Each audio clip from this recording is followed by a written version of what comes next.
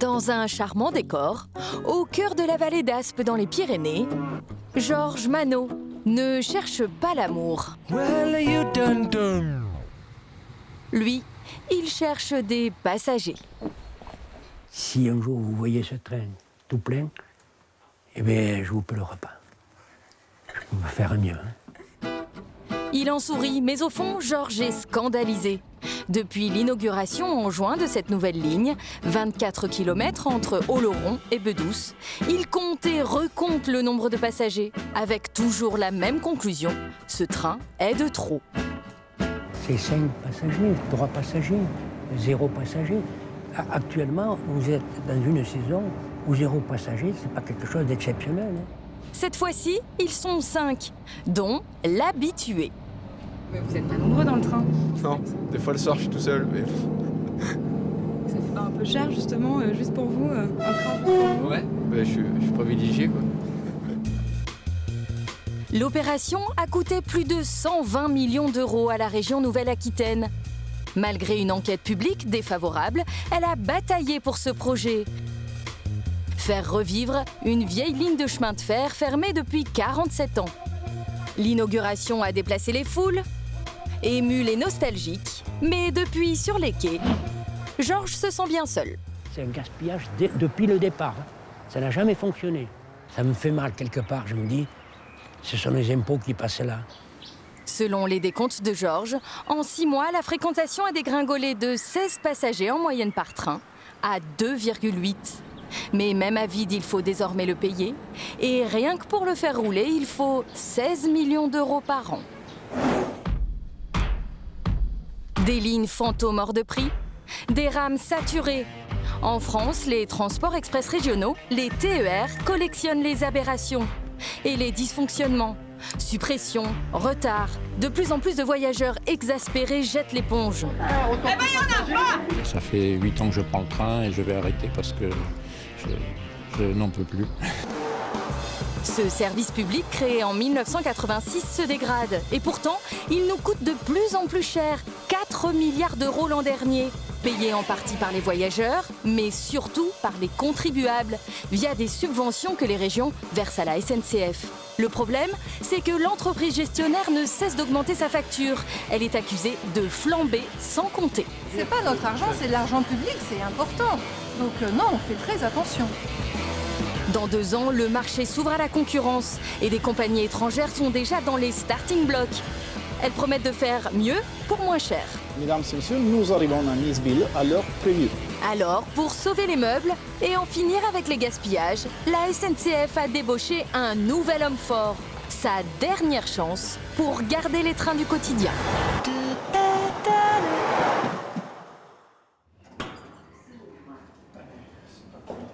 L'ascenseur va monter. Franck Lacroix, 51 ans, est un homme pressé.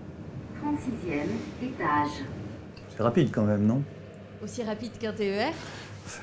Pas tout à fait. Cet ingénieur a d'abord fait carrière dans le conseil en économie d'énergie, très doué pour faire baisser la facture des grandes villes. Bonjour à tous. Désormais, son objectif à la SNCF, c'est de réduire les coûts des TER.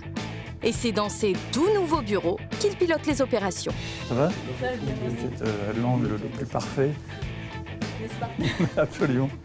À peine arrivé, sa direction a en effet déménagé de Paris à Lyon pour être plus près des régions. Vous vous sentez bien dans cette nouvelle maison? Ah oui, très bien. Je ne vous dirai pas le contraire. Limite gênant pour celui qui doit incarner la rigueur. Les nouveaux bureaux du TER ne sont autres que le sommet de la rutilante et magistrale Nouvelle Tour de Lyon.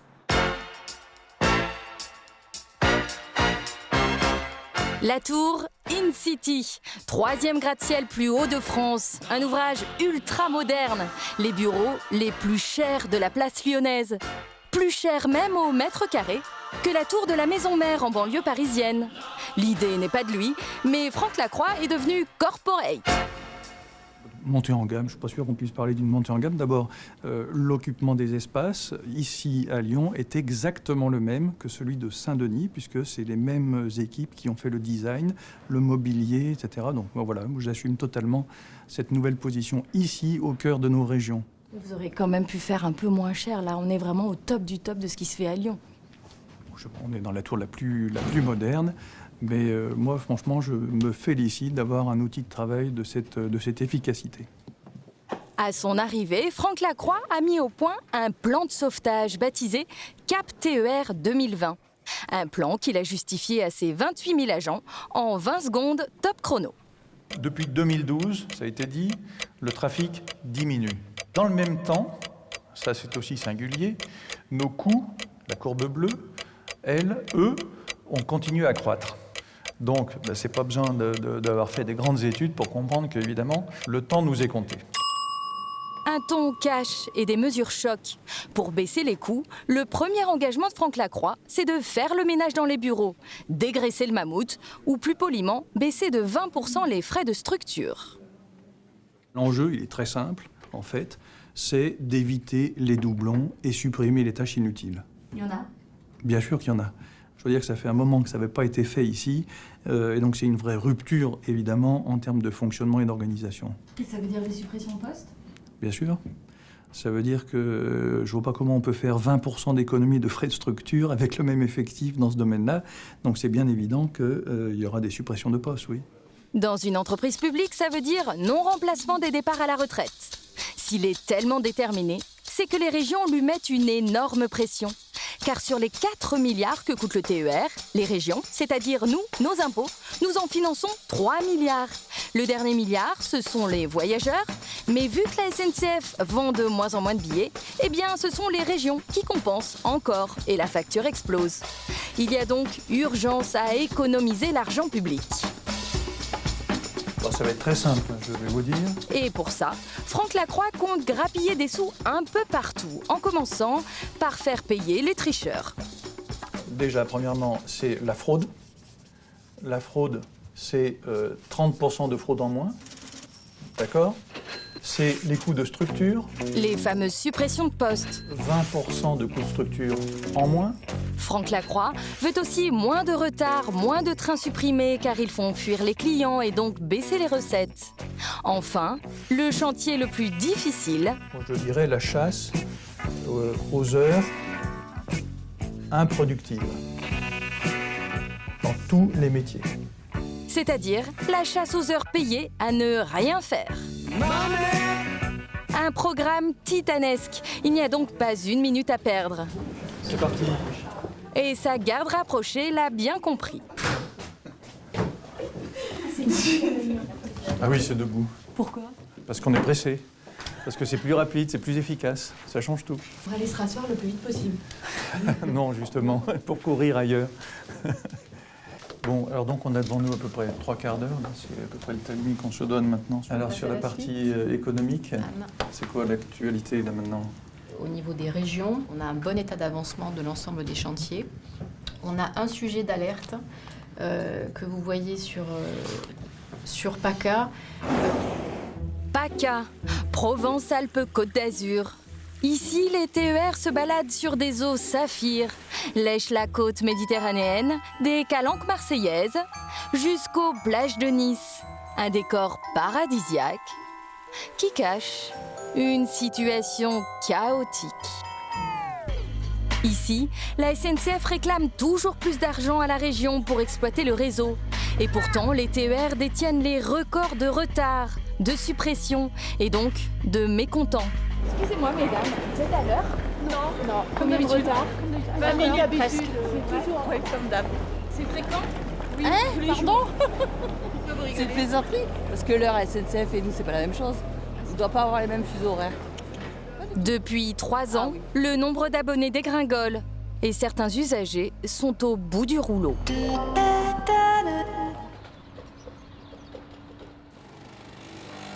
6h du matin à Bandol. Suspense. Marine et Florent n'attendent pas les résultats du loto. Ils veulent simplement savoir s'ils vont pouvoir se rendre au travail. On regarde si au départ de Bandol s'il y a des retards, impeccable. Tout va très bien. C'est bon signe là? Non. Pas forcément. C'est vrai, parce qu'à chaque fois, tout va bien. Et quand on arrive sur place, on va dire une fois sur deux, voire plus, il y a des retards. Et puis des fois, les trains passent pas. Et des fois, c'est arrivé aussi que ça soit annoncé en retard et que quand on arrive, il passe à l'heure. C'est-à-dire que si on prend le temps de se préparer en disant on a un peu de retard, ça ne veut rien dire. Ils ne sert absolument à rien, mais je le regarde quand même tous les matins.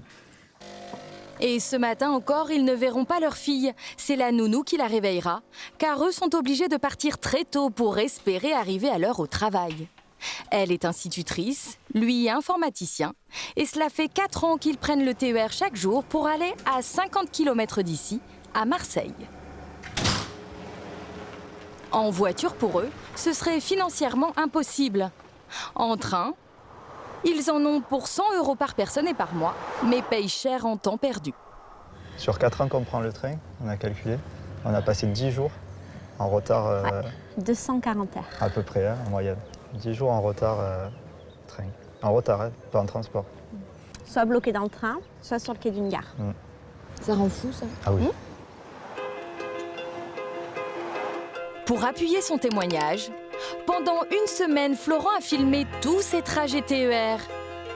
Et cela a commencé un lundi. Regarde ta montre, il est déjà 8 heures. Avec déjà de premières fausses notes. Nous sommes à nouveau arrêtés en pleine voie, ne tentez pas d'ouvrir les portes, messieurs. C'est une journée idéale. Ouais, ça fait 2 fois qu'on part et 2 fois qu'on s'arrête en pleine voie. Chaque fois c'est pareil. Et rebelote le mardi. Nous circulons actuellement avec 21 minutes de retard suite à un dérangement d'installation et de signalisation. Les dernières heures sont les plus difficiles. Mais le jour le plus long est arrivé sans préavis. 25 minutes de retard sur le train de 6h15. Moi j'ai voulu prendre celui de 6h27 qui n'apparaît plus, donc a été supprimé je suppose. Et on attend. Voilà, je suis arrivé, il faisait nuit. Et là il fait jour, ça fait 1h15 que j'attends. Voilà, les gens s'accumulent dans la gare. Aucune info toujours, on ne sait pas du tout quand est-ce que le train va passer. Au bout d'1h30, un TER arrive enfin. Mais Florent doit passer son tour. Voilà, impossible de rentrer dedans. 1h30 de retard. Voilà, du bétail. Ah, complètement. 15 minutes plus tard, une deuxième rame. Voilà. Toujours aussi pleine. Le train est minuscule. C'est déjà bondé. Mais cette fois, Florent force le passage. Ouais, toujours pareil. Après 45 minutes de trajet debout dans le couloir, une place se libère et il voit enfin le bout du tunnel. Mesdames et messieurs, nous arrivons en gare de Marseille-Saint-Charles avec un retard de 2 heures. Merci de votre compréhension. Un stress quotidien difficile à supporter. L'an dernier d'ailleurs, Florent a craqué. Le docteur m'a arrêté 1 semaine et demie pour... Vous en pouviez plus? Ah ouais, j'en pouvais plus. Ouais. Ah. Ça se manifestait comment? Des crises de nerfs, quoi. C'est vraiment ça, des crises de nerfs. Je tremblais, le docteur m'a dit que j'avais la mâchoire qui bougeait. Enfin, j'étais crispé. Ah oui, j'étais à bout. Mais aujourd'hui, leur TER est à l'heure. Un peu de répit et même une touche d'optimisme. Honnêtement, ça serait super, le train, s'il n'y avait pas tous ces retards. Si c'était pas aussi mal géré. C'était comme aujourd'hui. Ah si, c'est comme aujourd'hui, oui, bien sûr. Ouais, Tous ces retards font fuir les clients et donc fondre les recettes. Mais ce n'est pas la SNCF qui y perd, c'est nous, car ce sont les régions qui payent le manque à gagner. La SNCF a bien des pénalités à régler quand elle échoue, mais leur montant est dérisoire. Réduire ces retards, nous y serions donc tous gagnants. En PACA, la ponctualité, c'est ici en gare de Marseille que cela se gère. Juste au-dessus des panneaux d'affichage, au COP, le centre opérationnel de production, une sorte de tour de contrôle des TER. Ça va être délicat, là. Je sais pas comment faire. Le chef d'orchestre ici, c'est Cédric Charret. Voilà, pour l'instant, niveau circulation, c'est pas trop mal. Ça, on va pas être trop... En face de lui, sa collègue est chargée de mettre à jour les retards ou suppressions sur les panneaux d'affichage. Mais 17 704, j'ai mis du retard. Ah ouais, tu peux lui mettre du retard. C'est le même matériel. Hein. Ouais, c'est le même matériel. Ici, tout le monde parle le langage cheminot. Par exemple, on ne dit pas train, mais matériel. Et les chiffres à rallonge, ce sont les numéros de ces trains, enfin de ces matériels. Et à cette heure-ci, celui qui pose problème, c'est le... Donc 886 171. Donc là, on le voit bien. Donc il vient de Valence. Il a 32 minutes. Un TER Valence-Marseille affiche 32 minutes de retard. Il est bloqué en gare d'Avignon, car un voyageur sans billet ne veut pas descendre. Le contrôleur a appelé la police et il attend son intervention. Donc soit ça se passe bien à Avignon et il prend que 10 minutes de plus, soit ça se passe mal et là il prendra 1 heure à l'arrivée. Donc là il faut trouver une solution. Cédric est embêté parce que ce train, une fois arrivé à Marseille, devait repartir pour Lyon. Un retard en crée donc un autre, c'est l'effet boule de neige tant redouté.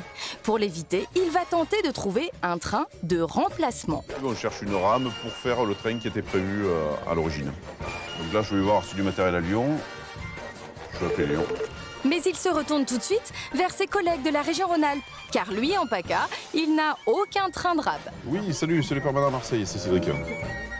Dis-moi, je suis embêté, 886 171, il va avoir 1 heure de retard à peu près à Marseille, on a une intervention de police à Avignon.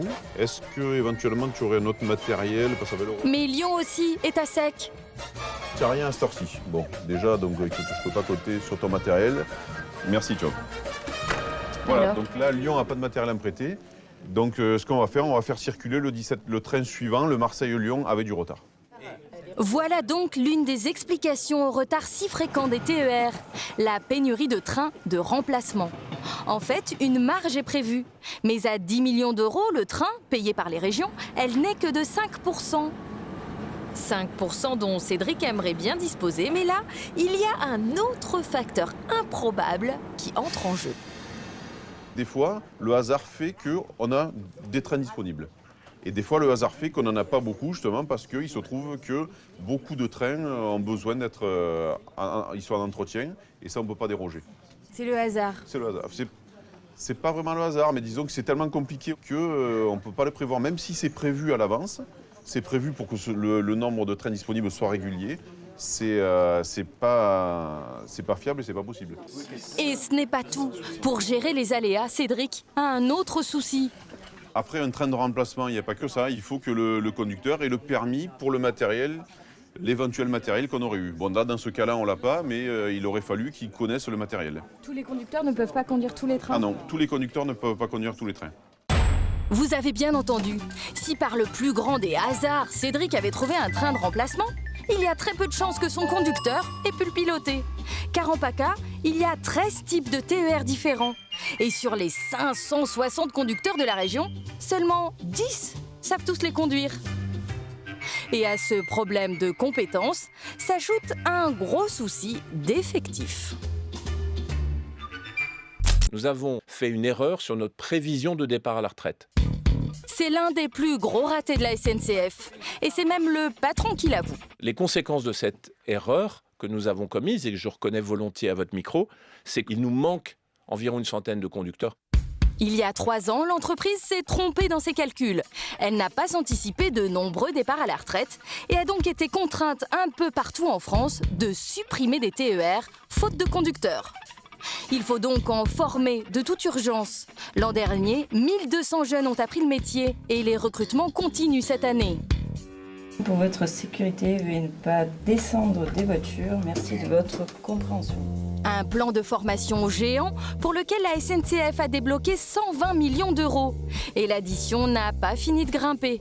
Car vous allez le voir, les journées de jeunes conducteurs, ça peut coûter très cher.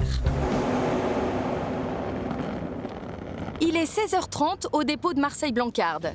Nicolas Césari vient prendre son service. Salut. Ça va, Nico? Ça va? Là, en fait, il pointe. Salut. Ça va, Salut. Nicolas a obtenu son diplôme il y a 9 mois, avec en prime la petite mallette du conducteur et le gilet fluo qu'il enfile chaque jour pour se rendre au travail.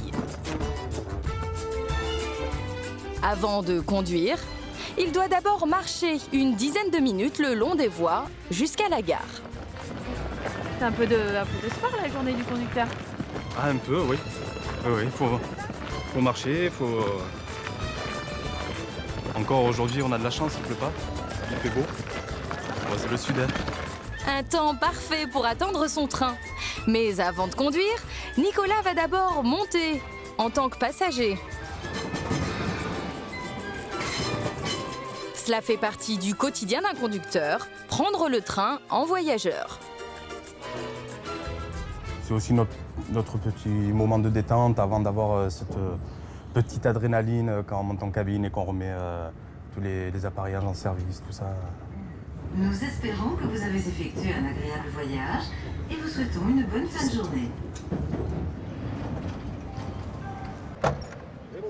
Salut, c'est moi qui te relève. Allez, tu vas bien? Ouais. Voici le premier train de la journée que Nicolas va conduire. Un TER nouvelle génération. Avant chaque départ, il a 20 minutes pour réaliser une série de vérifications. C'est sa checklist. À chaque relève, on essaye d'une part le frein, voir si tout est en état de marche. Et d'autre part, tous les systèmes de sécurité en cas de défaillance du conducteur. Voilà. Donc là, tout marche. On va pouvoir partir à l'heure. Salut. Ça va? Tout est bon, hein? 17h22, Nicolas part sur la navette Marseille-Aubagne. 5 arrêts, 25 minutes aller, 25 minutes retour.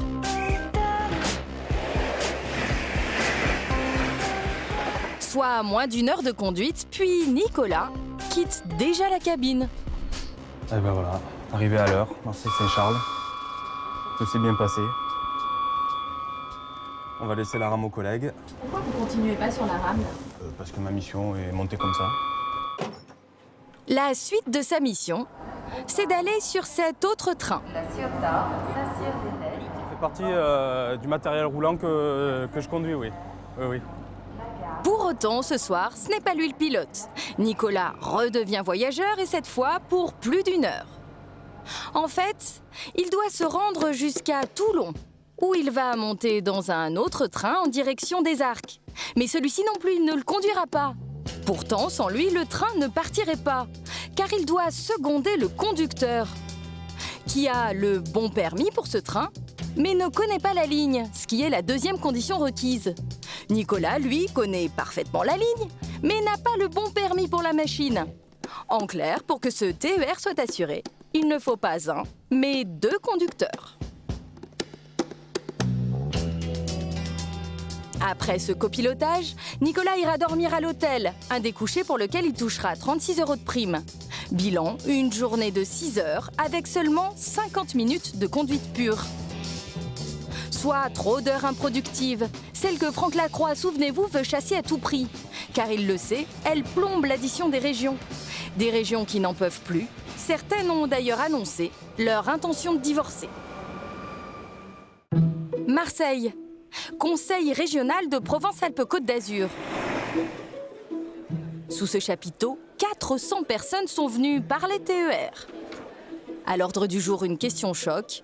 Comment la région peut-elle se passer de la SNCF? Et je vais vous passer la parole pour accueillir notre président tout de suite. Christian Estrosi, président de la région, est en croisade contre l'entreprise publique. Il s'engraisse en termes de marge bénéficiaire tant qu'il peut sur la collectivité et sur l'usager. Je ne pouvais plus accepter que les 5 millions d'habitants de notre région continuent à payer les délires tarifaires d'une SNCF qui augmentait toujours ses tarifs en fournissant un service de plus en plus mauvais. En PACA, comme dans les autres régions, la SNCF a en effet augmenté ses coûts pour l'exploitation des TER, plus 94% depuis 2002. Une envolée telle que plusieurs régions ont commandé des études comparatives. Conclusion sans appel, en matière de TER, la SNCF est la plus chère des entreprises ferroviaires européennes. Plus chère de 30%, soit un surcoût pour la France d'1,2 milliard d'euros. Estrosi, le frondeur, a décidé de devancer l'ouverture à la concurrence prévue dans 2 ans. Il discute donc déjà avec des compagnies européennes moins chères que la SNCF, qui demain pourraient la remplacer.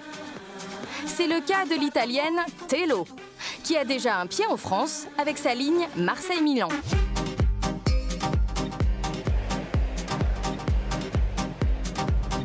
Pour limiter ses coûts, la compagnie fait du neuf avec du vieux. Ces trains sont moins récents que les TER SNCF. Mais à l'intérieur, du sol au plafond, tout a été rénové. Et il y a même une voiture-bar, un plus par rapport au TER français. La descente s'effectuera à droite. Le train va jusqu'à Milan, mais marque plusieurs arrêts, presque autant que les TER du coin. Du coup, à bord, on trouve des passagers qui ont changé de crèmerie. Avant, j'étais plutôt à SNCF, ouais, TER, TGV, tout ça. Mais là, pourquoi maintenant, avoir changé ? Parce que j'aime bien. Puis c'est calme, il y a moins de monde, il n'y a pas foule, donc c'est très bien. Et au niveau des tarifs ? Les tarifs, ça n'a rien à voir. Entre Marseille et Nice, la compagnie italienne est jusqu'à 2 fois moins chère que la SNCF. Même au niveau des amendes. Hein. Même... c'est bête à dire, mais c'est vrai. L'amende est à combien ?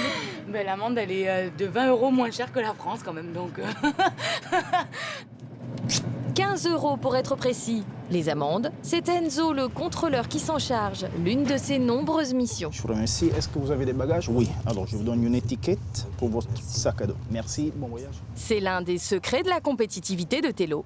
Le personnel est très polyvalent. Mesdames et messieurs, nous arrivons à Niceville à l'heure prévue. Car après son service à bord, Enzo va poursuivre son travail en gare, dans un tout autre style. Voilà, après Enzo le contrôleur, voici Enzo le mécano. Enzo le mécano va descendre sur les voies pour réaliser la purge de l'air comprimé du système de freinage.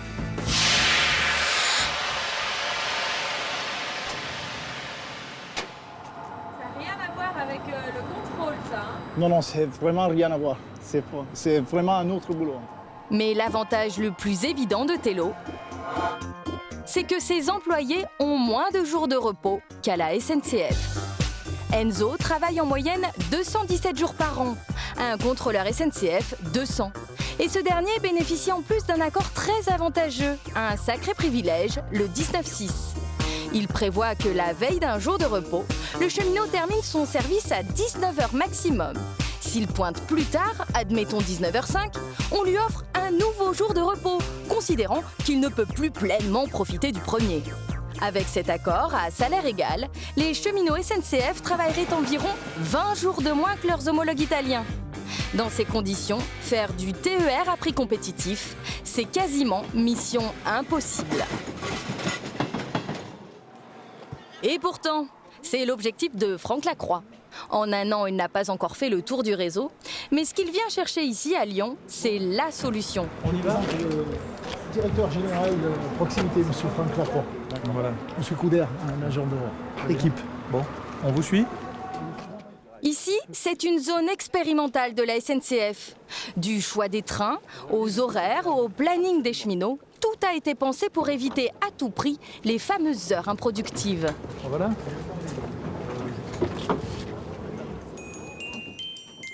Cette portion pilote est située dans l'ouest lyonnais.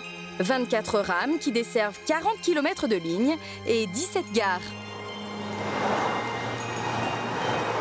Le réseau est géré comme une petite entreprise. Il y a par exemple l'équipe des conducteurs, 36 agents, qui font toujours le même trajet. Du coup, leur planning est optimisé. Eux peuvent conduire jusqu'à 7 heures par jour. Et vous avez conduit avant, ailleurs? Ils travaillent donc autant de jours que n'importe quel cheminot, mais compensent par cette productivité record. Exactement ce dont rêve Franck Lacroix. Et il n'est pas au bout de ses bonnes surprises. Aujourd'hui, on côtoie tous les services. Ouais. Qui sont un peu comme nos conducteurs qui travaillent pour le résultat. Enfin, le résultat travailler pour le résultat. Ouais, voilà. Et chaque, quelle merveille. Et chaque agent. Je souris parce que j'entends pas ça tous les jours. Non, mais c'est intéressant. Enchanté par ce qu'il voit, Franck Lacroix veut à tout prix dupliquer ce modèle. On va beaucoup s'inspirer de ce qu'on voit ici sur les grandes tendances, on va dire, de l'évolution de notre organisation. Donc ici, on a de la productivité et en plus, ça coûte moins cher, c'est ça? Bien sûr, Exactement, ça coûte moins cher. Et puis surtout, ça délivre un service de qualité. Donc ça veut dire que la productivité, c'est pas l'ennemi de la qualité du service, c'est même en général le contraire. Bonsoir, monsieur Dambormin. Bonsoir, bonne soirée. Ici, en effet, tous les voyants sont au vert. 98% de trains à l'heure, une fréquentation en hausse. Et on gagne même de l'argent grâce à une équipe de choc, une équipe baptisée. Oh là là là, j'ai plein de noms. Brigade du Tigre. Je vous donnerai que Officiellement, c'est des brigades LAF. C'est-à-dire LAF? lutte antifraude. Voilà. La fraude. Dans les TER, c'est 100 millions d'euros de manque à gagner par an. Une hémorragie que Franck Lacroix veut stopper pour baisser la facture des régions et donc économiser l'argent public. Pour s'attaquer au problème, ici les contrôleurs ont changé leurs habitudes. Ils n'ont plus de train fixe, ils évoluent en brigade volante. Eh ben on va aller voir, on le contrôle tout de suite. Eh ben on va le voir tout de suite. Là on va prendre ce train, on va le contrôler et on basculera sur un autre train dès qu'on aura fini de contrôler ce train. Voire peut-être même on abandonnera ce train pour passer sur un autre train parce que le train croiseur nous paraît plus adéquat. Ça c'est un peu le film. Et voilà. c'est quoi ce feeling justement? On peut appeler ça le métier, on peut appeler ça comme on entend. Denis, c'est le brigadier en chef. Bonjour mademoiselle, puis-je voir votre type de transport s'il vous plaît? 27 ans de métier. Je vous remercie. Il contrôle jusqu'à 200 clients par jour. Les fraudeurs, ça le connaît. Et en bon chasseur, il a même toute une théorie. C'est très difficile à l'expliquer, c'est la façon, le positionnement de clients dans un train. Par exemple, beaucoup de jeunes à l'avant ou à l'arrière du train. On sait que, voilà, ça va être ça. Ça va être une personne toute seule, mais toujours aux extérieurs du train, et l'autre non. Enfin, c'est des choses qu'on... En 2 secondes, vous reconnaissez? Pas 2 secondes. Le fait de passer dans une rame, on voit et on sent le climat du train. Peut-être que tout le monde n'a pas cet effet-là, hein. Attention, moi je l'ai. Donc voilà. Dans ce train, justement, Denis ne sent rien. On va taper le client en face. Alors il va changer son fusil d'épaule. Changer de stratégie? Face en face. Pourquoi? Éculier, on va passer sur un autre. Pourquoi? Parce que j'ai décidé comme ça.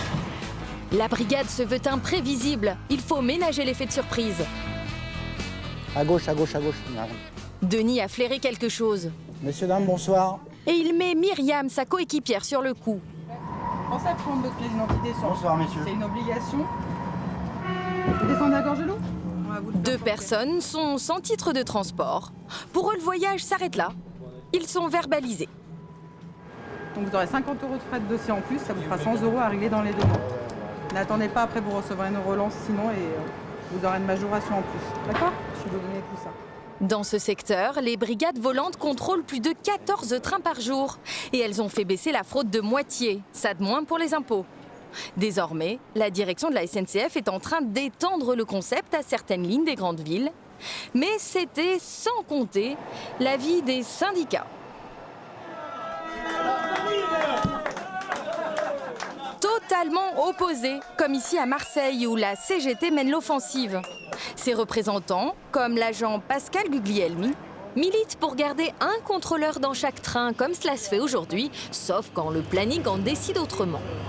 Là, vous êtes combien, par exemple, à partir sur ce train? C'est exceptionnel, hein. Ça n'arrive jamais. Vous êtes combien? 1, 2, 3, on est 5. Mais oui, mais ça arrive quasiment très rarement. Comment? Ils sont opposés aux brigades volantes, mais aussi contre le modèle italien avec des contrôleurs plus polyvalents. Je pense que la polyvalence qui est faite, c'est plutôt un danger pour la sécurité. Il y a toujours eu des métiers prédéfinis à chaque fonction. Je ne pense pas que quelqu'un puisse... Peut-être que vous voulez que je conduise le train aussi. Peut-être que vous voulez que je conduise le train. Et quand on leur parle de l'ouverture à la concurrence, qui approche, leur position est claire. Vous savez, moi, je combats la libéralisation du ferroviaire. Je suis pour une entreprise nationale de service public. Les syndicats, un gros caillou dans la chaussure de la direction. En PACA, l'ambiance est électrique. Mais il y a une région où la formule magique a été trouvée. En Bretagne. Franck Lacroix et sa directrice locale accueillent leurs clients, le vice-président de région, tout sourire. car ici les TER, ça marche. Tout va mieux, monsieur, c'est ça? Tout va Tout bien. Tout va bien. Tout continue à aller bien du point de vue de la régularité. Et c'est même vérifiable en temps réel grâce à une nouvelle application, la fierté de Franck Lacroix. Une sorte de météo des retards. 0 retard, c'est 100% de réussite. J'espère qu'on est connecté ici, mais Ah en bon temps réel, la régularité de tous les trains. Moi aussi, je le suis. Ah ben, j'espère Tout le bien. temps. Aujourd'hui. Alors, nous sommes à 98,6 Exactement. à ce moment précis en Bretagne, en régularité. Mais il faut que ça dure. Il faut que ça dure. Allez.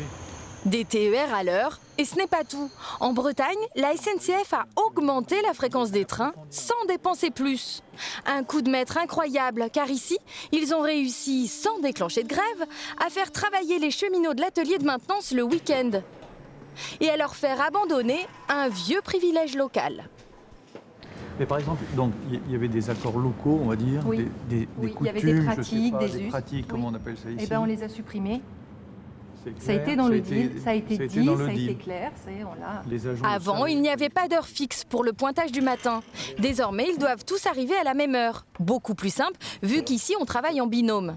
Résultat, plus de trains réparés C'est encourageant. et de l'argent public économisé. Si on avait répercuté l'augmentation de l'offre ferroviaire, ça aurait fait 120 millions. Ça ne fait que 110 si je puis Donc, m'exprimer. 10 millions d'euros Donc 10 millions d'économisés chaque année grâce à ces gains de productivité. Mais pourquoi on l'a pas fait avant?